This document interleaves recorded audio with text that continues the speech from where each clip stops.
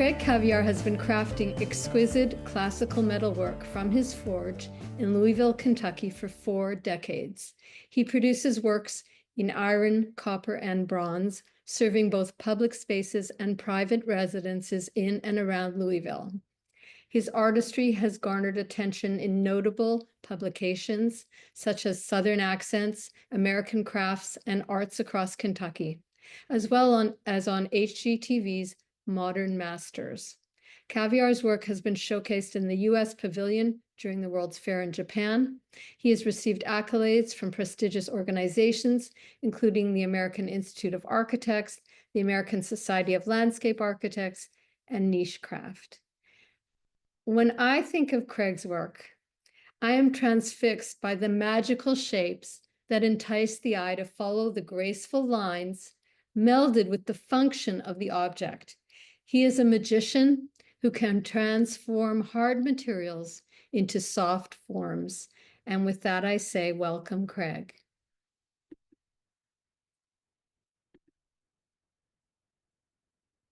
There he is. Hello. It's always a gorgeous moment for me to see the artist appear before me. And how are you this evening? Thank you for being here. Well, thank you for having me. I'm better than I deserve. Oh, that's one way to look at it. So let us just start off chatting for a few minutes, if we could, as is our way. And I want to ask you a few questions. Did you always know when you started your career that you were going to be an artist? Pretty early on, I actually apprenticed to a sculptor while I was in high school. So you thought that this was going to be your path, or did you look at it more as a functional thing? Well, no, I started off working as an artist, and when I was in art school, I was influenced by another blacksmith who was married to one of my teachers, who kind of convinced me that making functional art was a more reasonable way to make a living. So you started out doing a bit of both. Yeah. Mhm. Okay, now I have to ask you, you have said that you perceive the metal as flowing akin to a living organism. That's something you have said. And I have to ask you, what is your favorite part of the process? Um, Heating the metal up red hot so it's malleable and hammering it into shape. So you like the aspect of when you do that transformation. Yeah. I see the metal um when it's in that form naturally flows in an organic way, even though it's once it cools, it's a very hard material. So is it sort of a give and take between you and the metal, like that you go in to work on it and it tells you which way it wants to go? It does, yes. So I try to refrain from um following too closely to the design. I sort of let the design unveil itself. Very, very Renaissance, very Da Vinci of you to Not quite. reveal to reveal the art within. Yeah. So I have a question for you also about the fact that I know you employ repurposed equipment, including a 200-pound air hammer that was from World War II. What is some of the reasons that you feel driven to repurpose material equipment of that nature? Well, partially it's economic. Um, you cannot purchase a hammer of this quality today. In fact, the company that made it only went out of business about 20 years ago or less. And actually, one of the representatives of the company once came to my shop, and I had a lot of questions for him. And what I have is an air power hammer that was made for our battleships during World War II, so that they can make repairs on the ship while they were at sea. So anyway, I had a lot of questions about the hammer, and he kept on saying, "Well, I have to get back to you on that." And then he finally said, Well, this is the first shop I've been in that I've seen one of these working. I said, "Well, you're in business. What do you make?" And what they were making at that time was drop hammers, as opposed to a pneumatic hammer that I have. So And what made me want? I feel really good about having equipment that were once used for war, um, and is now used for art and peace. But in reality, it's partially economical. That actually the I bought the hammer from another blacksmith, and he gave it to me on incredibly reasonable terms. And I just paid him off as I made money over several years. well, I know that taking equipment that was once used for war and converting it to something beautiful is a bit of a theme within your work, and we'll get to some of that. So why don't we start having a look at some of the work? Okay, sounds good to me. So can you see the screen, my Yep. share screen? Okay, Mhm. perfect. So let's begin. So we start with a little bit of backstory, a little bit of once upon a time. And we can see here, there you are, and you're a blacksmith. And is this one of those heritage villages where you go into the little buildings and you see people, what they're doing? Well, I did start that way, but this picture on my left is not from that. I actually lived in the town of Harvard in Massachusetts, and that little shop, the house I was living in, I lived in a group house, and it was the first house um, in the city or in the town that had indoor plumbing, but the owner didn't quite believe it would work, so he built this outhouse, and this outhouse was built better than most houses are today. And so it had a little two-seater, and then it had sort of like a 10 by 10 garage, and that's where I set up my shop. And so here I am at the entrance to the outhouse. Now, this center image is something that fascinated me when you told me.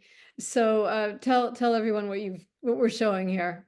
That is the catalog from Woodstock. I was 15 when I went there. I went with my big brother, who drove me and several of his friends and a friend of mine.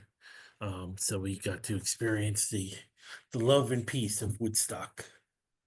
I've never met anyone who went to Woodstock, so I thought that was kind of cool. So you're a hippie like me, and Hmm. uh, and you're a maker. So let's Hmm. have a look at some of the things you make. Now, I chose to start our presentation with this because even though we're going to look at a lot of other things that you do, I think this expresses some of the work that you do in conjunction with architects and designers, and how your sculpture in the middle uh, works with with the movement of the water.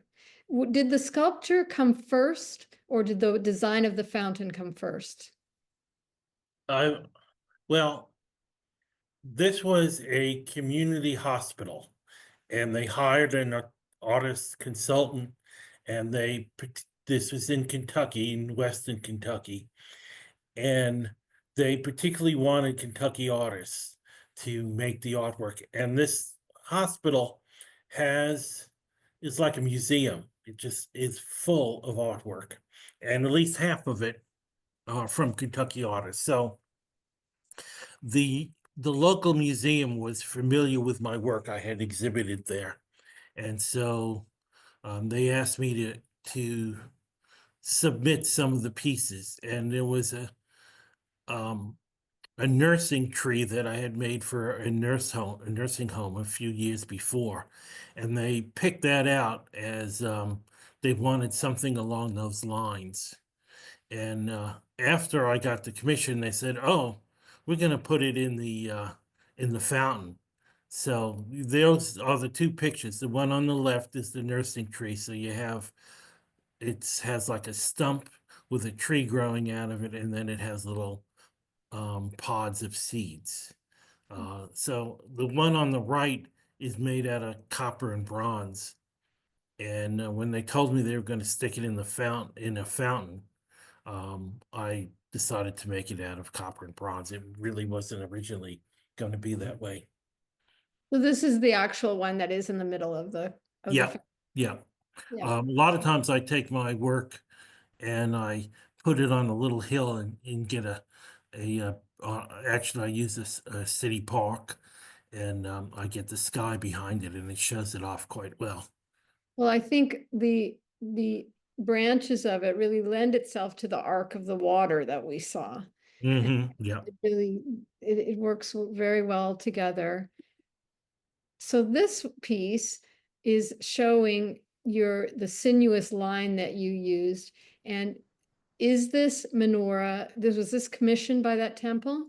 it is, and it's my most recent work. It was installed last May, and it like most fairly large projects, it takes a couple of years of from the original thought of it, and between the design and the fundraising of it. Well, I'm Um, going to show a photo here, or an image. So this is the drawing that you did to yep, submit for the design. yes. Actually, I did a simpler drawing. Drawing is not my forte, and and so once the design was accepted, but before the money was fully raised to build it, they asked me to do a better drawing. So this is the better drawing. That often is the case with fundraising. Yeah. And that's a beautiful scroll that you've integrated. I love the way you've integrated into the base. And I did have a question. Somebody did ask the question, what city is this in? This, This is in my city, Louisville, Kentucky. And if you look closely on the scroll, on the drawing, the the wording is backwards. And the rabbi gave me the words that I to put in Hebrew, gave it to me, and but I use Photoshop to lay it out, and Photoshop, no matter what you do, reverses it from right to left to right. And so that was an issue to figure out how to do that. there was a question about what is the material on this menorah? Yeah, it's kind of surprising. It's actually all iron. It's forged iron, and then I have my exterior work hot dip galvanized. And so I thought, well, silver is kind of a very traditional Jewish material um, for religious objects. So it's actually hot. No, no, it's powder coated chrome Okay. with a clear coat over it, so it really jumps out at you when you see it live. So this piece really jumped out at me. When I saw this, I was like, I have to meet the guy who made this Mhm. because the it's abstracted. The menorah in the middle is abstracted, and yet it seems to be swirling around as though it's holding its place in the universe. And it's one of my favorite pieces that you've done. And yet I would expect this to be the entrance to some lofty beautiful location, and yet it's a Entrance to an outdoor pool. so it doesn't see it's beautiful. And here you are. I know this was done some time ago, and what are you doing here? Well, the gate was made 35 years ago, but the this is at the Jewish Community Center in Louisville, and they they they actually tore down their building and built a new building on the same property. So I guess this got kind of dusty, and after 35 years, it was um, needing a facelift, and so they asked me to redo it, and so I redid it, and I had to build a little tent around it because the gold leaf is very thin, and you have to not have a breeze, and you put on what's called sizing, which is basically glue, and you have to let that sit. Um, Normally, there's slow and quick sizing. The slow sizing, which I believe is better, you put on the night before and you let it sit, and then you come in the morning, and it's the right tackiness to hear the gold. Gold is a really nice material for objects like this, because gold, I think, is the only metal that doesn't oxidize, and so it retains its brilliance. Um, and it also reflects light better than any other material. So it almost looks like there's light coming from it. It does. It really Mhm. does. Yeah. So here's a collection of Judaica objects that you made at Hmm. one point in your career. And what I want to say about them is I absolutely love this hammered look, this sort of earthy texture that it has. Almost looks like these came from an archaeological dig, and it Yeah. has that olden feel for it. At what point were you engaged in doing these candle holders? Well, in I guess it was the mid to late 90s, um, or maybe even the early 90s. I moved from Massachusetts to Louisville, Kentucky. And initially, I had a very hard time getting established. And one of the ways I did get established by going to high-end craft fairs. And so back then, today there's much fewer craft stores. But back then there were craft stores all over the country. And the one that I liked the best was in Baltimore, um, sponsored by the American Craft Council, and people from all over the world would come to purchase fine crafts, and so what I was selling was basically candlesticks and Judaica and furniture, and I did that until my I started getting commissions of large projects, that I didn't have time to do that anymore, and I don't miss it. It was a lot of schlepping. Well, this is a commission that you got. I know that who commissioned this and what's it for? The Brotherhood at the same temple where the menorah is at commissioned this um, a long time ago, and it's a Holocaust memorial. And my concept of it is that there is uh, the DNA of the Jewish people were extremely stressed, and so it's sort of like a double helix with barbs on it. And I just got my press at this time, and I was playing around with shapes from the press. But after I made it, the rabbis at the temple said to me, "Were you making the a devil's feet and tail?" And it really does look like the devil's feet and tail on It it. does. It And does down here. I did I- that totally unconsciously.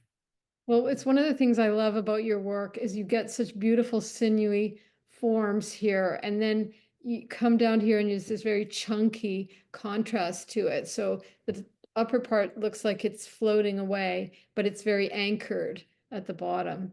Yeah. So this is a cemetery, clearly. Mhm. Yeah. And this is an unusual, is this a headstone? Yes. Yeah. It's a very unusual. The man asked for a Jewish star for his headstone, and after he passed, his wife commissioned it. Um, and and then she didn't live that much longer, and so she's also buried there, and I made little things with their inscriptions on.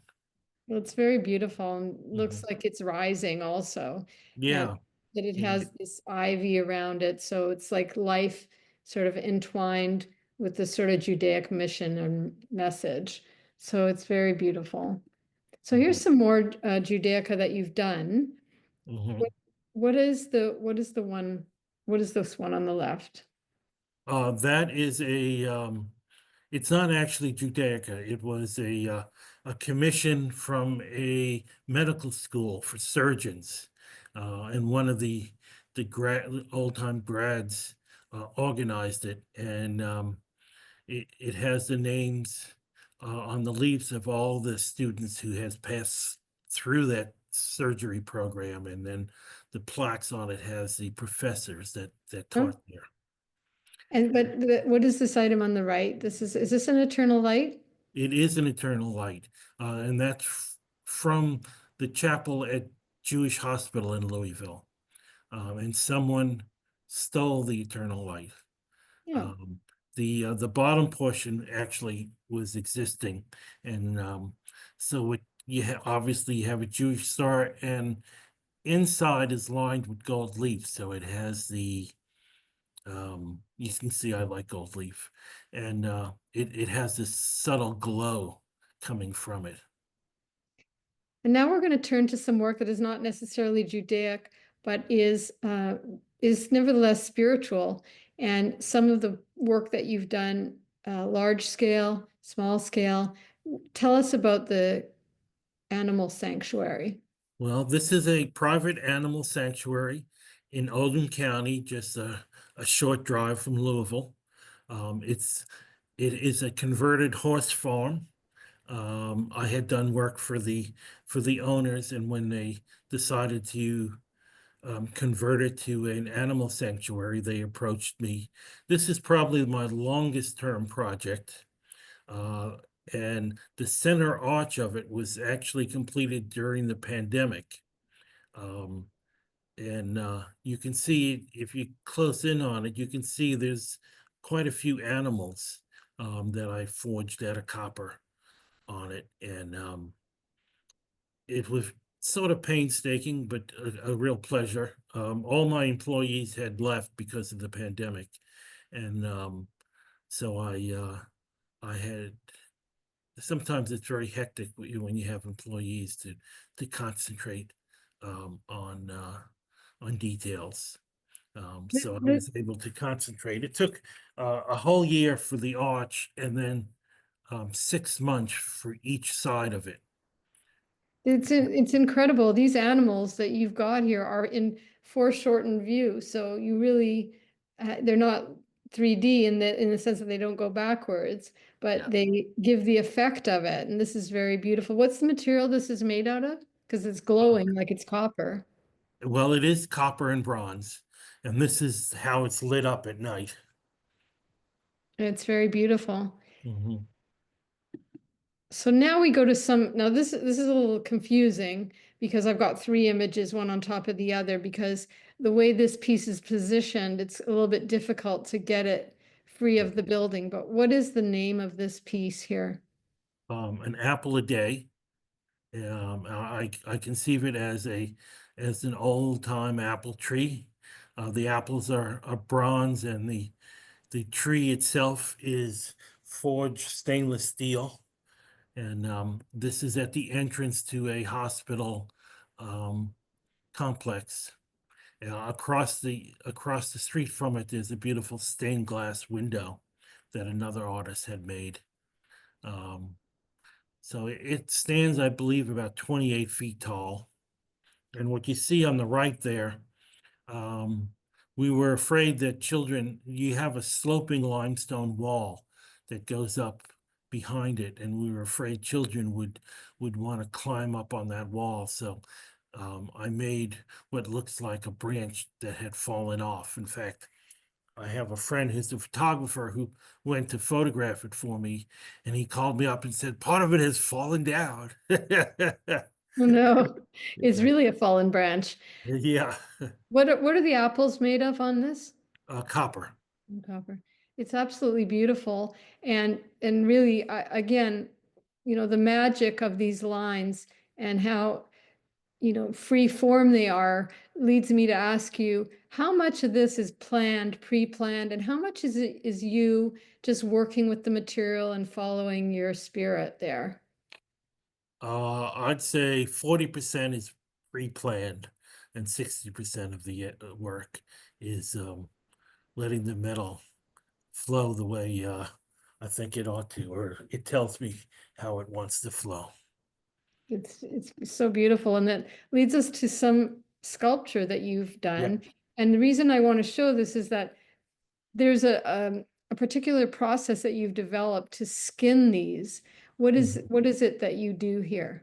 Well, one of the problems I've always faced in ironwork is that when you make a piece of sculpture, it gets lost in a landscape. And when I made that apple tree, what I did was I'd hammer sheets of steel, and I'd build an armature, and then drape it over the armature and fit it to the armature. Each each piece was, maybe 12 by 16 inches, so that it could fit under my power hammer that I could then texture it. Yeah, Uh, so that's hand textured. yeah, and so Yeah, everything is handmade. It's very labor intensive. yeah, I can see And that. so those pieces were sort of a result of my experience on that big commission. And the reason I've moved on a little bit is just because this more sculpture that you've done, Yep. um, that has that hammered effect. Are these even at a small scale? Do these have a substrate that are covered by the cladding material? Actually, these are a more traditional sculpture, and they're lost wax. So um, they're made with an armature, and then clay or plasticine is sculpted. And then that's brought to a foundry, and they make a mold of it and cast it.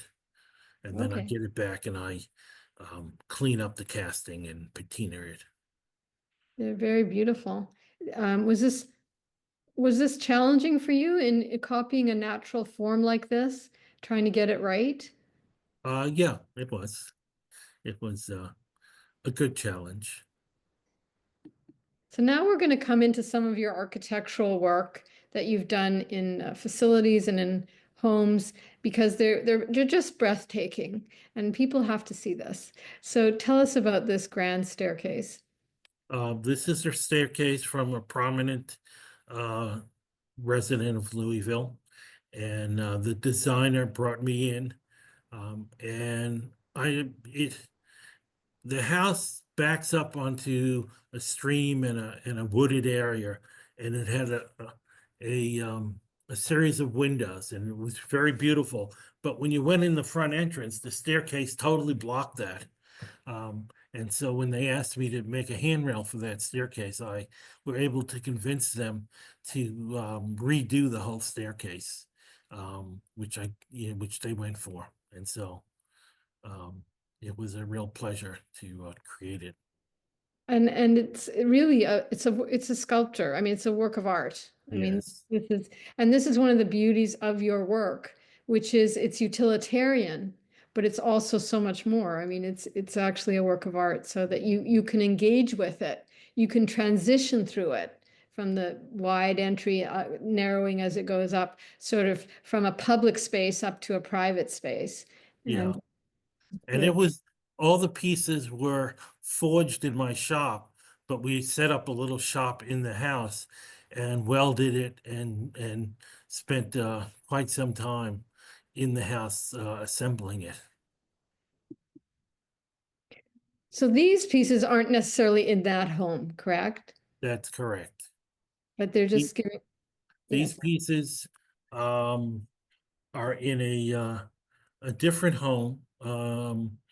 It the woman was both a shaman and a uh, therapist, and she built this home as sort of not only her home but also a place where she could hold retreats.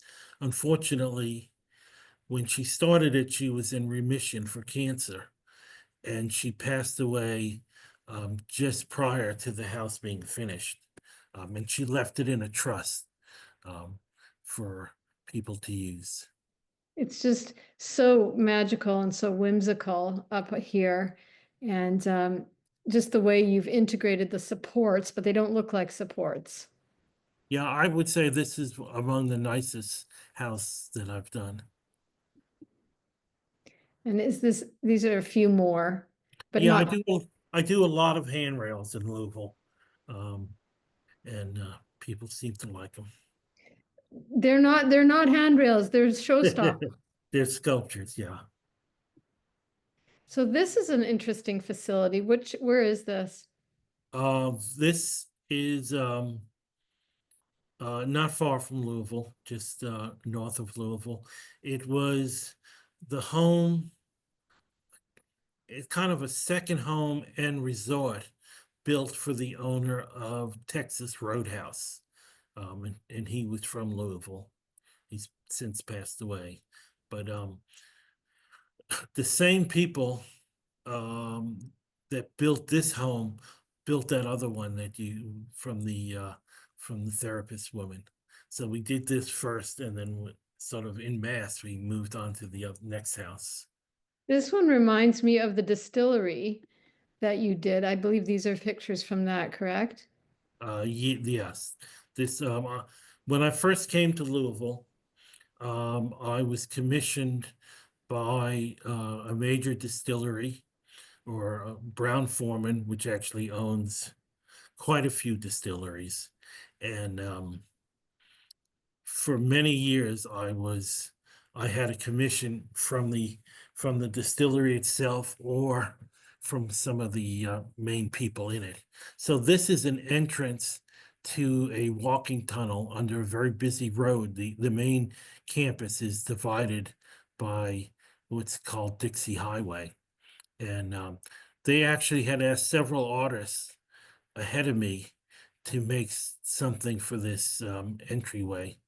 And I guess they found it difficult, but and what I like working with clients and developing their ideas into my own artwork. And so there it's an oak tree um, because the bourbon is made in oak barrels, and so we used an oak tree, and there's a little squirrel there, and I had a glass blower blow some very large acorns where there are lights Yes. in built in the walls, and so we put the acorns in front of the lights so that the lights shine through to it. Beautiful. Mhm. So now we come to some work that is of a different faith, and Mhm. but very beautiful nonetheless. And tell some of your thoughts about this. Was this a replacement of a piece that had been there? The one on my far left, yes. I think the wind or a storm blew down the cross on this church, and they hired me to make a new one. The center one is the same one that's on the far right, in its forever home, which is a animal graveyard from a private individual. He raises dogs. Okay. Um, and this is a very large version of a traditional blacksmith design.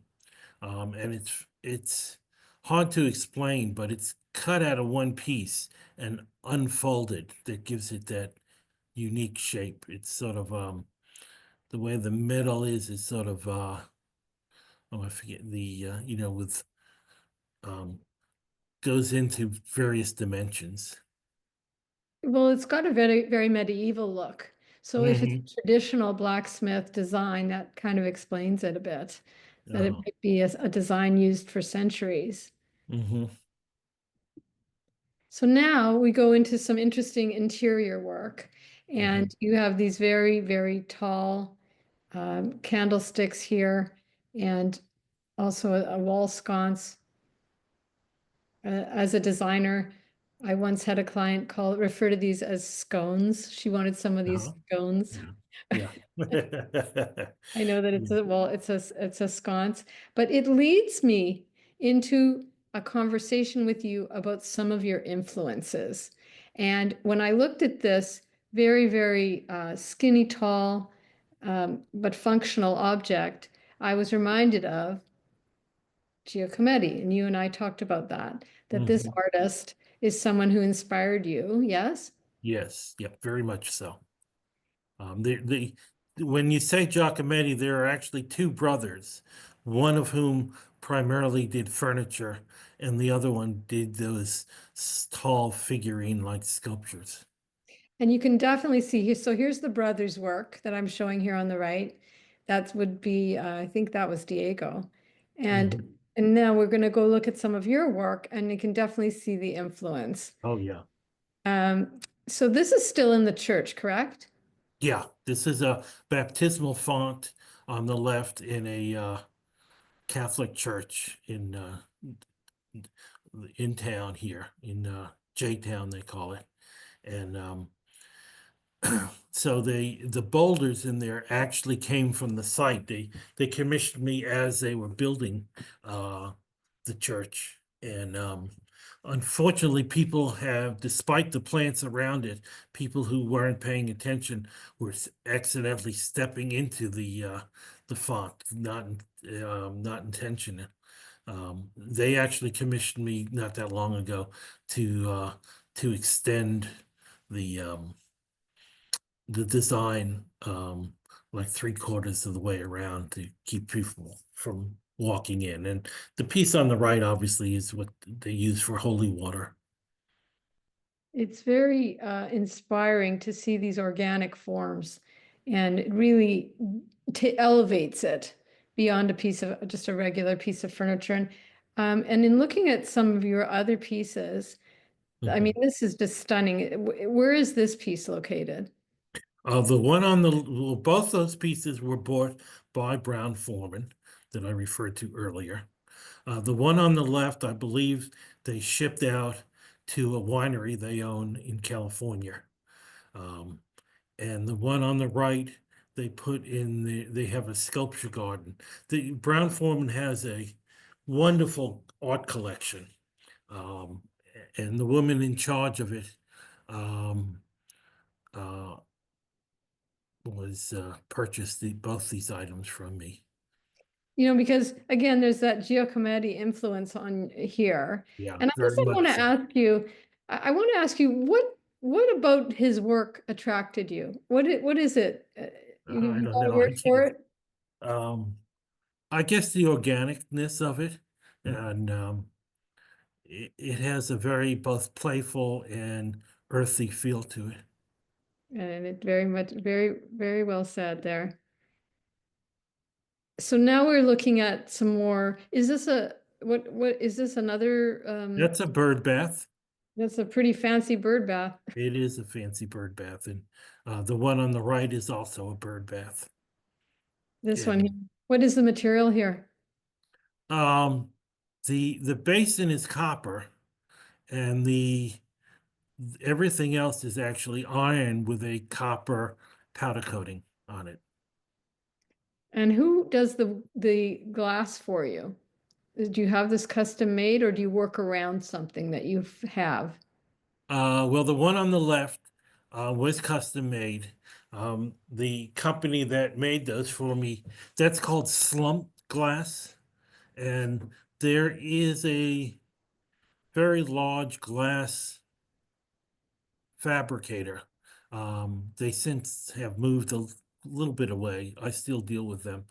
Um, and they were doing slumped glass. And so I actually made the form where they slumped the glass into. Um, but they have since stopped making slumped glass. And the other piece is just a polished 3/4 inch glass top. And now we have some pieces that you made, some furniture that, Yep. again, inspired by the sinuous nature and the botanical elements. But this one is a different material. Yeah, that's iron, and I actually cast concrete right onto the iron. It's a messy process, but it's quite beautiful. I can imagine this might be a bit heavy. It's not as heavy as it looks. It is heavy. Two strong men can move it. It's hollow on the inside. So it's only about 2 inches thick all around. And again, some more. What is this, a chess set here? It is a chess set, yep. And you made it? I made it, both the table and and the pieces. And the table, again, I made this shortly after I got my press. And so the tabletop has the chessboard is pressed into it. Um, and it's an interesting shape. So does And, somebody own this? and I own it still. Okay. Yeah. It's beautiful. I mean, your natural sense of the organic form and your sense of whimsy also, your sense of humor comes across. Yeah. And the bench on the left was actually commissioned by a high school class here in Louisville for one of their classmates that passed away during the senior year. That's also beautiful. I want to take people on a journey on this project, this other pet project that you have. Now, what is the name of this project? Guns to Garden, and it's sort of an, a movement that's happening all around the U.S. And what I do is I w- I was approached by some friends who started this group, and um, in Kentucky, we have laws that require all weapons that are turned over to the or confiscated by government authorities to go to the state police and are then auctioned off. And many of those weapons have been used a second time in crime. So, so it was very difficult to organize a what we now use is called a gun surrender. And these are weapons that people no longer want to use and do not want them to be used as weapons anymore. And so the way we can legally and simply collect them is that we don't take possession of them until they're cut up. So we have 2 surrenders a year, and they're fairly limited in time, just a few hours. And they've always, so far, have been in church parking lots all around the city. And it's advertised, and the news media have covered it quite nicely. And people bring weapons. They're supposed to bring them in their trunks. And we have a armorer and a security guard who the armorer inspects the weapons to make sure they're unloaded. And there has been on occasion people inadvertently brought loaded weapons, and it, in that case, the one that I know about was a woman whose husband had the weapons, and he passed away, and so she just brought him in. So anyway, the armorer disarms them, and then we have volunteers with chop saws, and we cut them up so that they are no longer legally a gun. Okay. And then they're mostly turned over to me, although we also now have a woodworker who is working with the wooden portions of them. And and I make both sculptures and hand hoes. So here's a picture of a sculpture that you did. I can see Mhm. you incorporated the handle here, but look at how beautiful this is as it's turning and as it's regrowing itself Yeah, into a thing of beauty. yeah. And it's just it's an amazing project. Mhm. It is. I'm Here's- very honored to be part of it. And here's a couple other examples. And here, what are these little bits that I'm seeing here? On the left, Yeah, that's part of the barrels that are carved into little animal heads, and they're pins. like a pin you would wear. Yeah, I Nice. was kind of inspired. There was a movement some time ago where somebody was making little clay houses, and they were selling them as a fundraiser um, to build housing for the homeless. Now, these are two pieces that are so striking. I mean, so is this what is this made out of? This is wood? Yeah, well, the bottom on the right is a barrel um, that's cut up and spirals around the flowers. And the flowers, most of the shotgun barrels are very thin, and I can't make hose. So I make the garden hose out of the barrels, but I can turn them into these little flowers. So I forged the little flowers, and on Oh, the I'm sorry. on the right there was actually I incorporated one of the hose into the sculpture. So this is a show that you had where you can Mhm. see all these pieces to scale, and they're so beautiful as you wander through here. And I wanted to give people a sense of that, but also you created this interesting piece. Yeah, that's a coat rack. Um, I actually had a commission from a friend to make a coat rack, and first I made this one, and I thought, oh, this is a little wild for a coat rack. So I made her another one that's a little simpler, and more traditional. And I actually gave her the choice of which one she wanted, and she picked the other one. So this now is in the entrance hall of my house, and it takes so many coats. It's great because we have too many coats. You have to have a lot of friends to have that. Yeah. So here's some more shots of the show that you had. Hmm. But then here we have some tools that you made. Yep. Is this a sculpture here? The one on the left is a sculpture. Yep. And on one on the right is the actual garden tool, which works great. I Oh, use it in my garden all the time. I would, so most of these sculptures, where do they live after you've taken the gun apart? They're for sale. So many of them have been sold, as well as the garden hose are for sale as well. Okay, so I'm going to ask you, we've come to the time, we've come to the moment. We've got lots of questions have come at us, and Okay. I'm going to pose them to you, but this is again down here is the menorah that you talked about, the silver on it. Yep. I just want to point that out because that was one of the questions.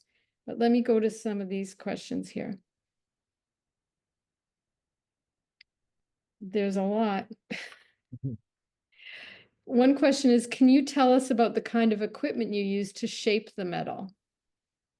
Yeah, I have forges, both coal forge and gas forges. And they're not very big because you only work on a small piece at a time. And I heat it up so that the metal is red hot or white hot. And I have lots of anvils, and I have a power hammer and a press, as well as a welder and lots of grinders. So that leads to the next question. Question is, can all metals be heated in the forge? And does it take a lot of practice to learn how to treat different types of metals in the forge, like melting temperatures, manipulating different types of metals with blacksmith tools, etc.? So I guess the question is there, of course, I'm going to imagine a variety of different ways you have to treat different metals. Uh, yes. Well, I primarily work with iron, and steel, which is almost the same thing, as well as copper and bronze and stainless steel. Um, I have worked with aluminum a little bit. Now aluminum is interesting because all those metals you can kind of see the color when you heat it, but in aluminum doesn't really show the color until it's ready to totally melt. Um, and so what you can do is take a piece of pine stick and rub it against the aluminum. And when it leaves a black mark, as if you were hitting it with a marker, then it's annealed. And all metals have a critical temperature where the molecular structure realigns itself. And in iron, when that happens, it also loses its magneticity while it's at that heat. Um, and in iron, depending on how you cool it, will either make it hard or soft. Where copper and bronze, once you hit that critical temperature, it softens the metal. This is like a metalworking TED Talk. Yeah, yeah. Do you have a favorite metal to work with? And what, if so, what is your preferred metal? Uh, no, I like the metal that's most appropriate for the job. Like if it's going to be in a fountain, it really needs to be copper or bronze or combination. Iron is a lot cheaper than all the other metals, and so although it has gone up, in recent years like everything else, but it's still um, much more economical than other metals. So a question about your design process, your design planning process, does it change as the scale of the work changes?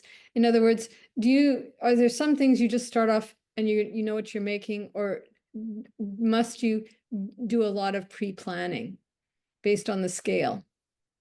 Uh, Well, on a large scale project, you have to show people what you have in mind in order to do it. Where I have a local reputation now, and many times people just say, make me a handrail. And I don't, like right now, I'm making a small garden gate for a client, and I'm just designing it on my table as I go.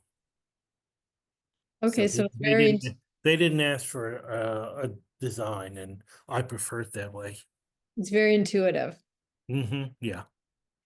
Question about when and why you started making Judaica. I think that was something that you were traveling around with, correct? hmm The smaller pieces, though, but the larger scale pieces. Um, well, large scale pieces have to be commissioned because one can't afford to spend 6 months on a project, as well as all the material without a commission. So I've actually done a lot more church work than I have for synagogues. So But here's a question. I'm Yeah, being Jewish, and so it's natural for me to want to make Judaica. I have a question here. Is so we talked a bit about the glass bowl on the font, and we asked if you work with the question is, do you work with a glass blower? I have, in fact, one glass blower that I worked with was an apprentice to me while he was in high school, and then later um, uh, became a glass blower. So I've worked with him and other local glass blowers in town. Yep. And have you ever made a plowshare sculpture from a former war weapon metal, like beating your guns into Well, plowshares? all those gun sculptures you could say are plowshare sculptures. There's actually the church that basically started our local Guns to Garden have talked to me about making a sculpture, and I've designed it primarily out of the guns that we've been collecting. So that may happen in the near future, hopefully. Do you have oh, I guess you don't have a supply of gun parts that you've cut apart. I do actually have a Yeah. supply. Yeah, they collect a lot more guns than I've been able to work with at this point. There's a question that doesn't make sense to me, but maybe this sentence means something to you. It says, in Louisville is gun surrender. What does that mean? Well, Something? we have gun surrenders. Um, so those are events that Guns to Garden, which is a Guns to Garden Louisville. We have a website, and it's a newly nonprofit. I believe it became a nonprofit this past summer. Well, And so we hold two gun surrenders a year. it's fascinating that you do it, and it's so admirable that you do it. And it's especially interesting when you look at this work that is so organic and really textured, and it's so the opposite of what a gun would be or what a gun would be meant for. Yeah. And so I can only say thank you for doing a mitzvah, really, in Mhm. taking these pieces and turning them into sculpture. And more people should know about it. And so I want to thank you so much for being here with us and giving me your time and all of us your time. And thank you for spending the time with me for me to learn and understand about your process. Well, I want to thank you, Shelley, and all of the crew that you have working behind the scenes. I think you do a great job.